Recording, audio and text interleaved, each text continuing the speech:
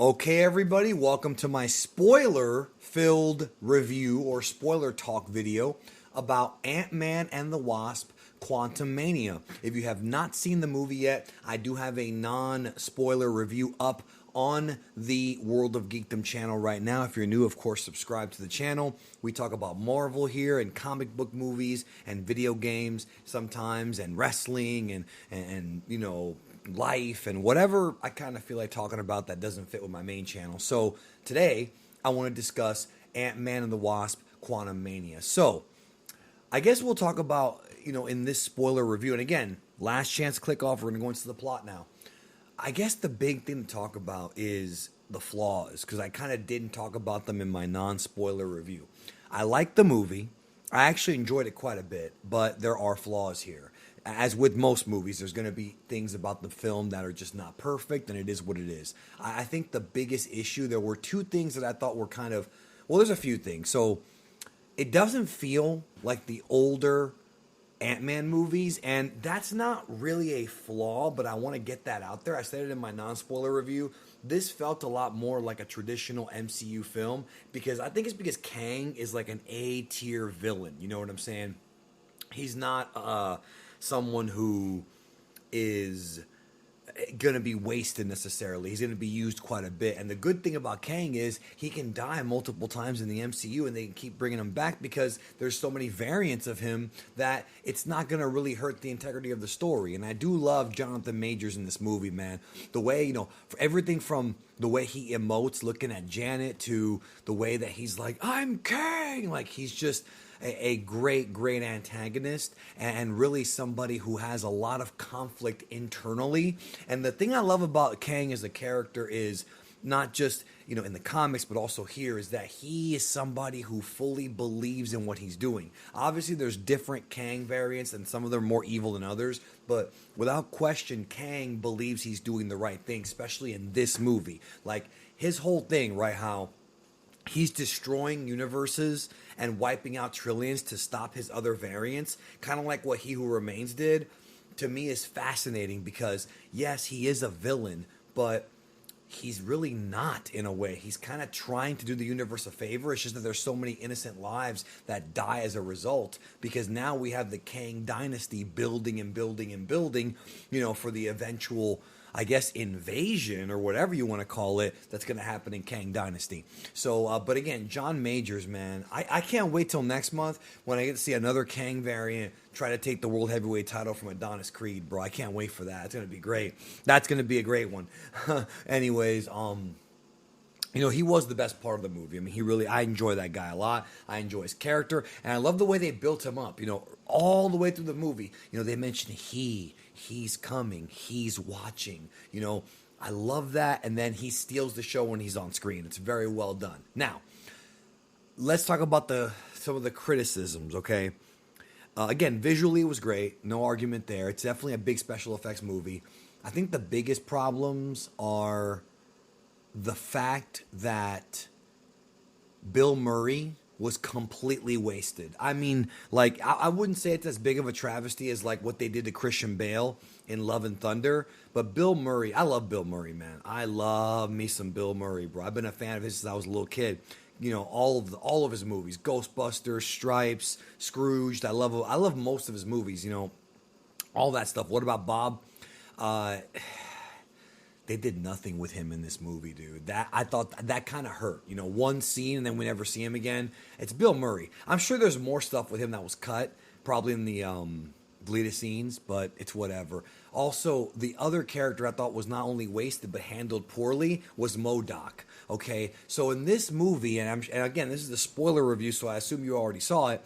Modoc is Darren from the very first movie, the villain from the very first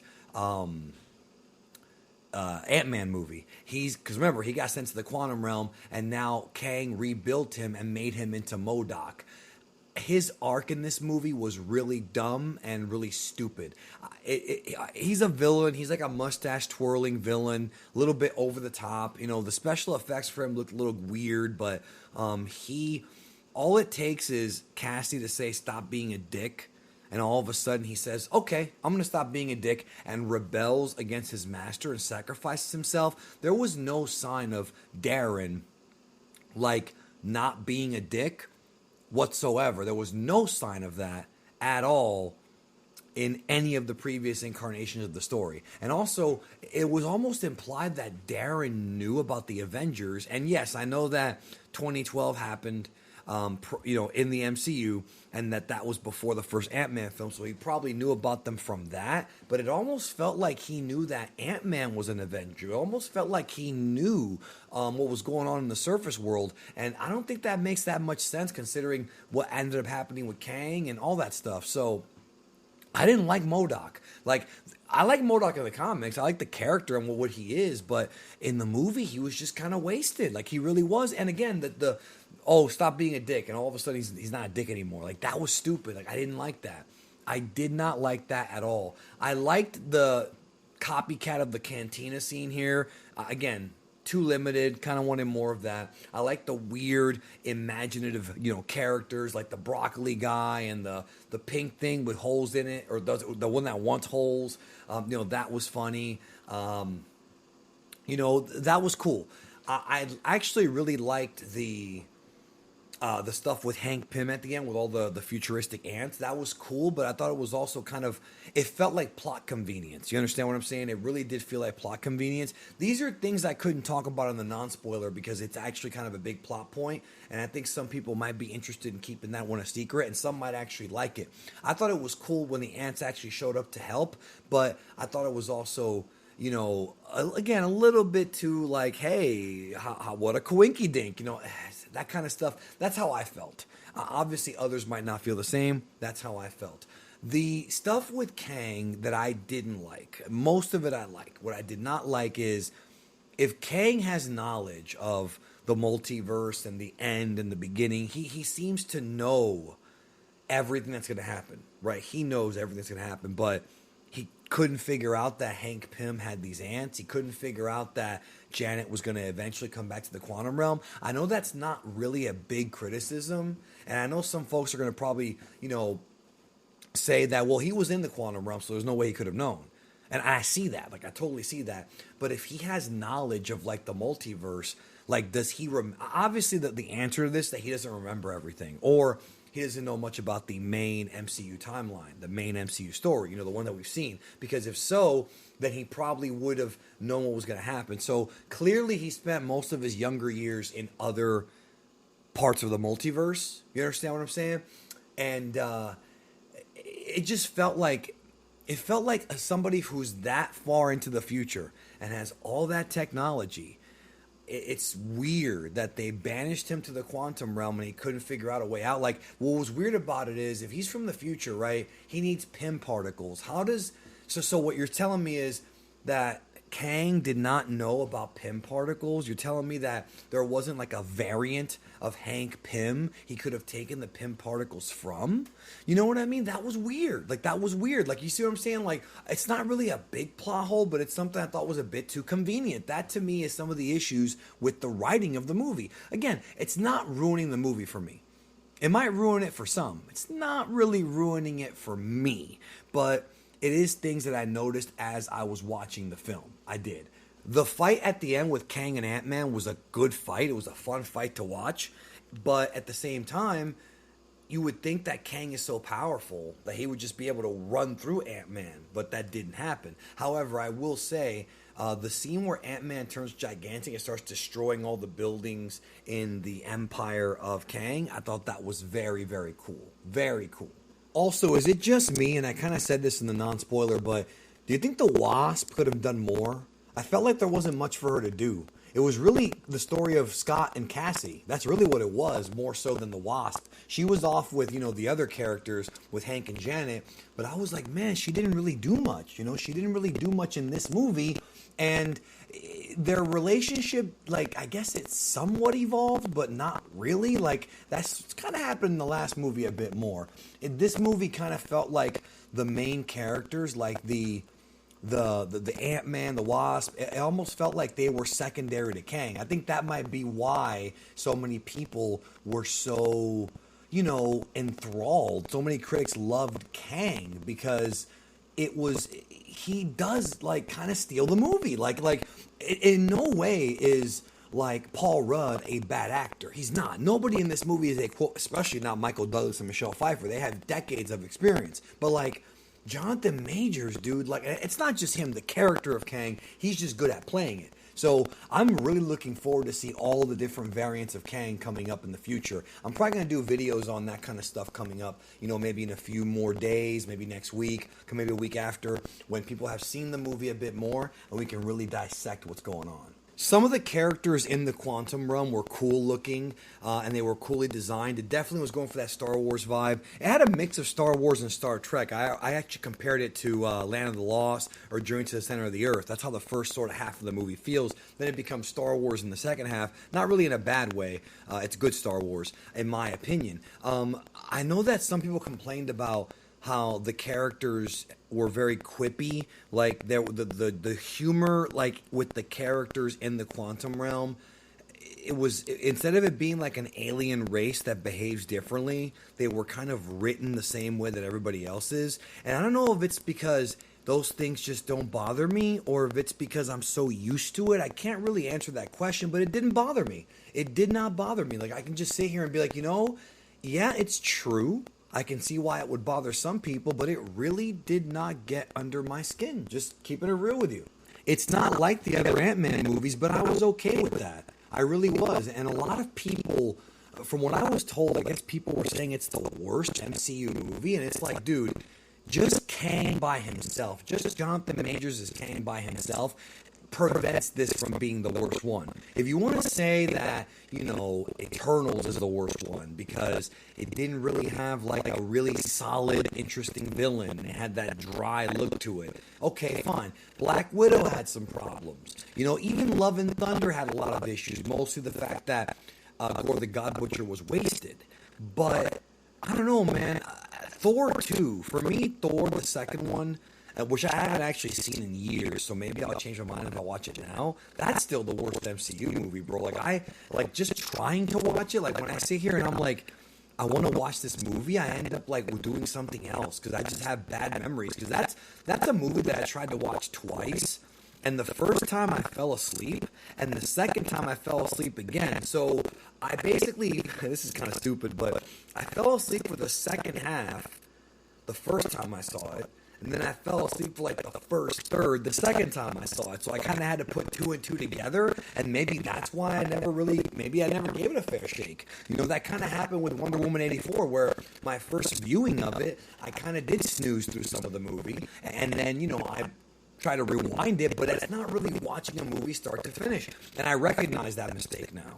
Like, I recognize that you can't see half of a movie and then see the other half later, especially out of order, unless the director intends for it to be like that. And because it's just not the whole movie. So at some point, I'll probably give that a rewatch and see if I still feel the same way. But even the stuff that I saw, like when I saw the movie both times, when I was awake, I hated it. Like, I didn't like it. Like, that was like the most phoned in performance from, a good actress in Natalie Portman ever. And I feel like in this movie, there wasn't any real phoned-in performances. The Modoc thing sucked. That was like the biggest problem I had with the movie. You could have actually cut Modoc completely out.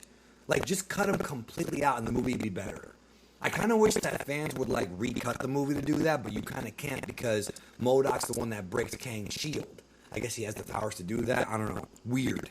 I want to talk about the two mid and post-credit scenes. So this movie had like one of my top like 5 favorite mid-credit scenes ever. We have Rama Tut, we have Immortus, we have other variants of Kang who actually appear for the first time. They're together. They seem to be in the fortress that He Who Remains was in Loki Season 2. And they are summoning with what looks like Fantastic Four technology. Remember, this is the future, so Kang's already seen Fantastic Four. We're the ones who haven't in our, perspective of the MCU. you think about, you have to always think about this fourth dimension. We're talking about time travel. So they're teasing Fantastic Four, and they're teasing Kang Dynasty. You could probably go from this movie directly into Kang Dynasty, like when it comes out, and it's probably going to be fine. But I could be wrong on that, so don't judge me, because there's also season 2 of Loki, and there's still a lot more story to be told. I thought this movie did the best job it could in explaining Kang's motivations and in explaining, like, what's going on, what happened, and why the events of Loki season 1 even occurred, and why, like how that would lead to this upcoming problem with Kang the Conqueror and his multitude of time variants. So it did do a good job with that, and I like how what they're teasing. I really enjoyed how Jonathan Majors played every Kang differently, whether it be the way he spoke, the way he sort of smiled and behaved, his mannerisms.